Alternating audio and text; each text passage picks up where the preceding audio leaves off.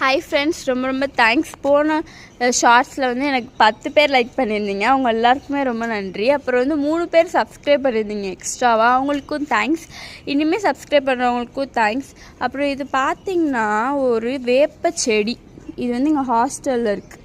எதுக்கு நான் இந்த வேப்ப செடியை காட்டிகிட்ருக்கேன் இதுனா, இது கொஞ்ச நாள் வேப்ப மரமாயிரும். அப்போ நீங்கள் வந்து இதை பார்ப்பீங்க.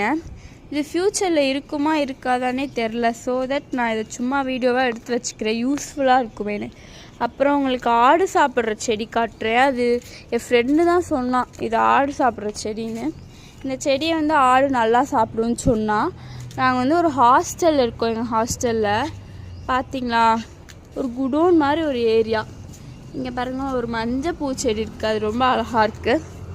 எங்கள் ஹாஸ்டல் வந்து குடிக்கிற தண்ணி வர இடத்துல உங்களுக்கு காட்டுறேன்.